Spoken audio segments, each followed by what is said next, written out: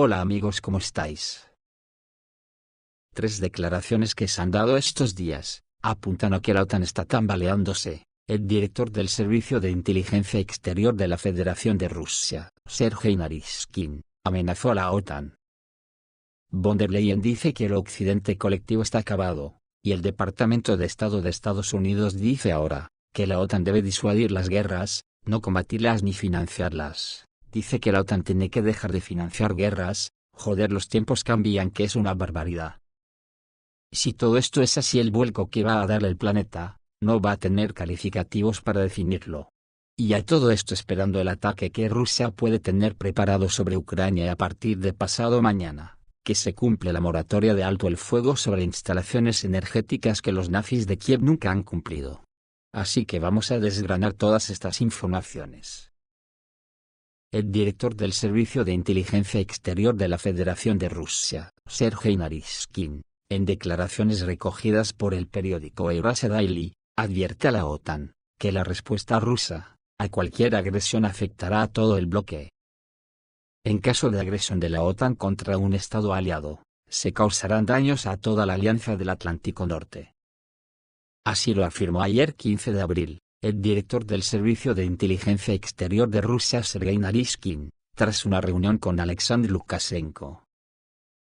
Según él, Polonia y las repúblicas bálticas son especialmente agresivas, sobre todo con sus palabras y con sus armas. Polonia ha llegado al extremo de anunciar sus planes de instalar cerca de 2 millones de minas antitanque a lo largo de las fronteras de Bielorrusia y la región de Kaliningrado, y desearía, espera y anhela recibir armas nucleares de los estadounidenses.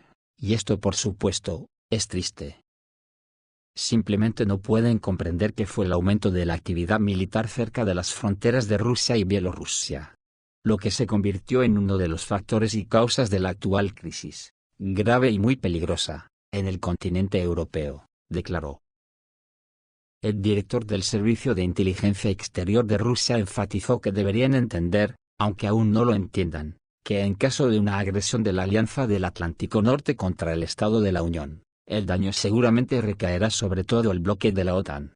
Pero en mayor medida, los primeros en sufrir serán los portadores de tales ideas, los portadores entre los círculos políticos de Polonia y los países bálticos. Naryshkin también señaló que Minsk y Moscú ven un aumento de la actividad militar de los países de la OTAN cerca de las fronteras de Bielorrusia y Rusia, así como el hecho de que los países europeos, especialmente Francia, Gran Bretaña y Alemania, están aumentando el nivel de escalada en torno al conflicto ucraniano. La KGB y el Servicio de Inteligencia Exterior de Rusia se enfrentan a difíciles tareas específicas para garantizar la seguridad de nuestros países, y contrarrestar las aspiraciones agresivas de países hostiles contra los intereses de nuestros estados, y ya se ha hecho mucho en este sentido. Sin embargo, al mismo tiempo, observamos un aumento de la actividad militar de la OTAN cerca de nuestras fronteras, señaló el jefe del Servicio de Inteligencia Exterior de Rusia. Recordemos que Bielorrusia y Rusia están construyendo un Estado de la Unión desde 1999, y las partes prestan especial atención a la defensa conjunta. A finales de 2024, Minsk y Moscú firmaron un acuerdo sobre garantías de seguridad mutua, según el cual cualquier agresión contra Bielorrusia se equipara a un ataque a la Federación Rusa, dijo Sergei Naryshkin. Estos días por los círculos militares se habla mucho que a partir del 18 de abril, Rusia pasará a una fase de la guerra mucho más destructiva. El 18 de abril se sabrá si Rusia prolongará la moratoria sobre los ataques al sector energético. Rusia ha acumulado una enorme cantidad de misiles esperando su momento, y todo indica que se está preparando un poderoso ataque. El 18 de marzo entró en vigor una moratoria de un mes a las huelgas contra instalaciones energéticas. Fue una propuesta de Trump, y Putin estuvo de acuerdo. Después de que Putin dio la orden, los militares rusos incluso derribaron sus propios drones que ya estaban volando hacia sus objetivos. El acuerdo también se refiere a las Fuerzas Armadas de Ucrania, pero Kiev violó manifiestamente la prohibición durante todo este periodo. Dicen los rusos que hasta el 14 de abril se registraron 101 intentos de atacar instalaciones energéticas en Rusia. Miles de personas se quedaron sin electricidad, Además, el ejército ucraniano perpetró crímenes de guerra. Por ejemplo, el día anterior, las Fuerzas Armadas de Ucrania llevaron a cabo un ataque masivo con vehículos aéreos no tripulados y metralla en zonas residenciales de Kursk. Estados Unidos tiene estos datos, pero Trump no ha respondido a las acciones de Ucrania. El portavoz del Kremlin, Dmitry Peskov, dijo que Putin cumplió su palabra, y no apagamos las luces en Ucrania con misiles, no destruimos las instalaciones de almacenamiento de gas, pero la moratoria expira el 18 de abril, y todavía no está claro si se extenderá.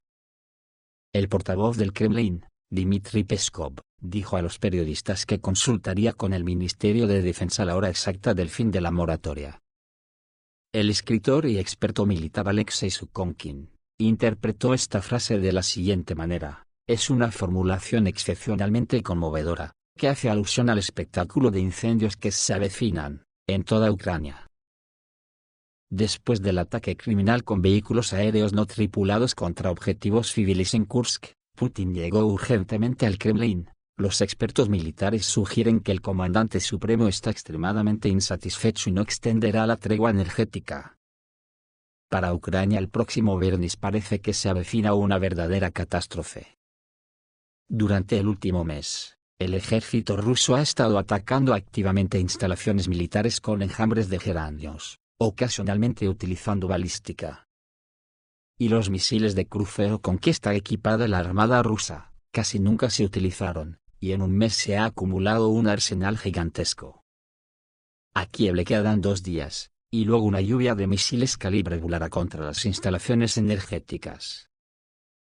Según los expertos militares, una vez finalizada la moratoria, Rusia podrá lanzar un ataque simultáneo con 1000 misiles diferentes. Además, todo indica que se están preparando para un ataque masivo, según informa Tsargra.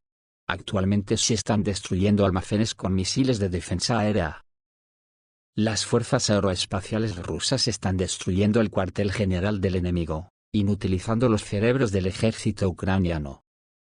En Kiev y Odessa, la mayoría de los sistemas de defensa aérea, tanto los sistemas de defensa aérea como los grupos móviles, han sido destruidos. La increíble densidad de golpes continúa durante muchos días seguidos. Hace unos días, el secretario de Estado estadounidense, Marco Rubio, dijo que una ofensiva del ejército ruso significaría que Moscú no quiere la paz, y afirmó: si descubrimos que los rusos están iniciando algún tipo de operación ofensiva, entonces quedará claro si quieren la paz o no. Necesitamos saber esto de antemano para ajustar nuestras políticas. Los expertos militares interpretaron esto como un ultimátum. A los rusos se les prohibía atacar, y, si no obedecían, Washington introduciría nuevas sanciones y continuaría suministrando armas a Kiev. Sin embargo, parece que los rusos han hecho oídos sordos, porque Sumy se encuentra bajo bloqueo bélico, y la presión aumenta en la dirección de Kharkov. Las tropas rusas avanzan cerca de Pokrovsk, y se acercan a la frontera administrativa con la región de Dnepropetrovsk. Todo esto sugiere que el ministro de Defensa ruso, Andrei Belousov, ha violado manifiestamente la prohibición estadounidense que dijo Marco Rubio.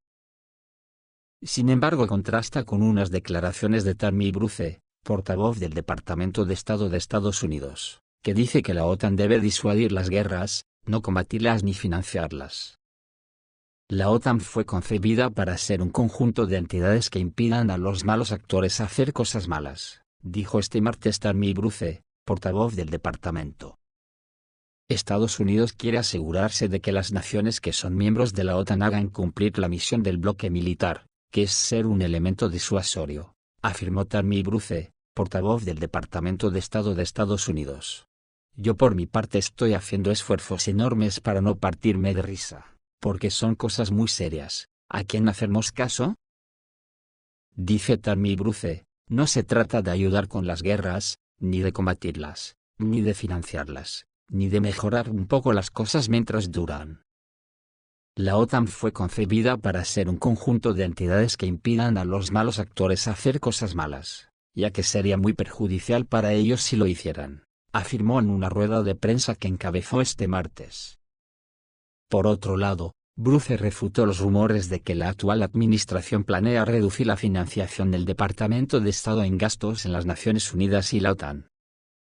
Al mismo tiempo, afirmó que los demás países de la alianza tienen que compartir la carga y aumentar su gasto en defensa, no porque seamos mezquinos, sino porque estamos comprometidos con la OTAN. Algo cambiará, pero no significa que hayamos cambiado nuestro compromiso con algo, sino que puede tener un aspecto diferente. Si otras naciones se unen y aumentan su compromiso y su contribución, tal vez la contribución de Estados Unidos disminuya, y sin embargo, la OTAN sea más fuerte, concluyó.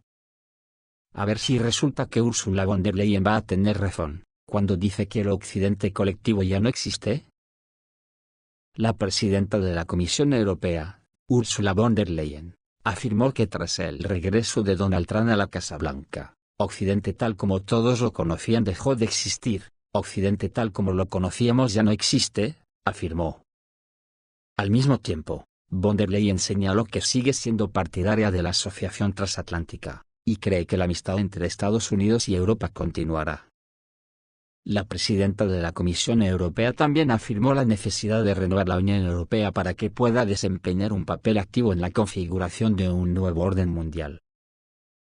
Necesitamos una Unión Europea diferente, nueva, dispuesta a salir al mundo y a desempeñar un papel muy activo en la configuración de este nuevo orden mundial que se avecina, afirmó von der Leyen en una entrevista con el periódico Die Zeit.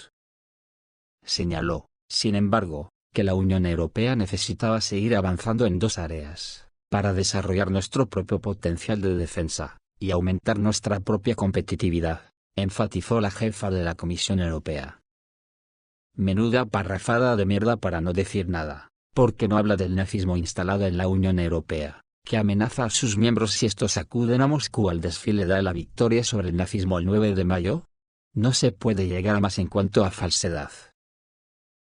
Al hablar sobre la política arancelaria de Estados Unidos, von der Leyen destacó la importancia de desarrollar las relaciones con otros socios. Creo firmemente que la amistad entre estadounidenses y europeos continuará. Pero la nueva realidad también incluye el hecho de que muchos otros estados buscan nuestra proximidad. El 13% del comercio mundial se realiza con Estados Unidos, lo cual es mucho. Pero el 87% se realiza con otros países del mundo, explicó, y añadió que todos buscan previsibilidad y normas fiables. Esto lo que indica es que está acojonada porque puede perder su sillón y ya no sabe ni por dónde le pega el aire. Dice Úrsula, que ahora debemos aprovechar este impulso para abrir nuevos mercados a nuestras empresas y establecer relaciones lo más estrechas posible con el mayor número posible de países que comparten nuestros intereses, declaró von der Leyen. En la actualidad, según sus propias palabras, está manteniendo innumerables negociaciones con jefes de Estado y de gobierno. Von der Leyen citó como ejemplos a Islandia, Nueva Zelanda, Canadá, los Emiratos Árabes Unidos, India, Tailandia, México y países sudamericanos. Ahora puedo tener este tipo de discusiones las 24 horas del día, afirmó Úrsula. Lo que no nos cuenta Úrsula, es lo que le dicen sus interlocutores que antes fueron sus colonizados. Y en un acto de humillación absoluto, von der Leyen también señaló que Europa es un mercado muy atractivo para las empresas tecnológicas estadounidenses. Europa alberga 450 millones de personas que, en comparación con el resto del mundo, disfrutan de un alto nivel de vida y de tiempo libre. Sobre todo en España, ¿verdad? Donde el 70% de los jóvenes nunca podrán tener una vivienda digna, y el alquiler tiene que ser compartido porque los salarios no dan para pagar un alquiler digno. Sin embargo, von der Leyen dice que esto significa que aquí en Europa hay una enorme facturación y enormes beneficios en el sector de los servicios digitales. Ninguna empresa quiere perder el acceso a este mercado, resumió von der Leyen. Cuando se le preguntó si todavía existe el paraguas nuclear estadounidense para Europa y si el artículo 5 del Tratado de Seguridad Colectiva de la OTAN está en vigor, von der Leyen señaló con cautela que Europa lo asume. ¡Ay que me parto! Pero volvamos a la guerra, que es donde se está conformando de verdad el futuro del mundo, y aquí nos encontramos con unas declaraciones del embajador ruso en Gran Bretaña, Andrei Kelin. que dice que el alto el fuego propuesto por la parte estadounidense en el actual enfrentamiento entre Ucrania y Rusia, lamentablemente, no puede implementarse, porque será violado al día siguiente de su adopción. Así lo anunció el embajador ruso en Gran Bretaña, Andrei Kelin, en una entrevista con la BBC, respondiendo a preguntas de un periodista respecto a la solución del conflicto. El diplomático explicó que, en principio, es difícil hablar de algún tipo de tregua efectiva cuando Washington no puede controlar Kiev, ni siquiera en términos de un alto el fuego en la infraestructura energética rusa. No hay señales positivas, es decir, el alto el fuego en la forma en que fue propuesto no es viable. El embajador ruso en Gran Bretaña, Andrei Kelin, afirmó que el objetivo principal de la coalición de los dispuestos promovida por Gran Bretaña y Francia es preparar el terreno para una intervención extranjera en Ucrania con el fin de preservar el régimen nazi gobernante, y calificó tales esfuerzos por parte de Occidente de inaceptables para Rusia. Nuestra postura es sumamente clara. Consideramos que las negociaciones que se llevan a cabo por iniciativa de Londres y París son, en esencia, una preparación para una intervención extranjera destinada a preservar el régimen gobernante. Esto ya ocurrió en nuestra historia, durante la Guerra Civil, y para Rusia, todo esto es absolutamente inaceptable. En cuanto a las garantías de seguridad, son totalmente viables sin ninguna intervención extranjera, declaró el diplomático. En lo que a mí se me antoja que es un anticipo de lo que sucederá a partir del 18 de abril. Estamos actuando militarmente en todos los frentes. En cuanto al aspecto político, es realmente difícil. Lo que se propuso fue una tregua, un alto el fuego, es una buena idea y no estamos en contra, pero si quieres que sea serio, necesitas prepararte cuidadosamente. De lo contrario, si se viola el alto el fuego y deja de estar en vigor un día después de su anuncio, será extremadamente difícil restablecerlo, señaló el embajador. Agregó que existe una idea respecto a detener los ataques a la infraestructura energética y en el mar. Además, la Federación Rusa no ha atacado unilateralmente las instalaciones energéticas ucranianas durante casi un mes, pero Kiev no muestra comprensión. Estamos observando un alto el fuego en los ataques a la infraestructura energética. Desde el 18 de marzo no se ha producido ningún ataque. En cuanto a los ucranianos, o bien los militares ucranianos no tienen órdenes de dejar de atacar nuestra infraestructura energética, o están actuando siguiendo órdenes de Kiev, dijo Kelin. Es más, Moscú no ve ninguna señal de que Kiev vaya a dejar de luchar. En lugar de ello, Estados Unidos está proponiendo un cese del fuego y luego discutiendo los términos para avanzar hacia un acuerdo más amplio que, lamentablemente, no aborda nuestras cuestiones centrales del conflicto, afirmó el diplomático.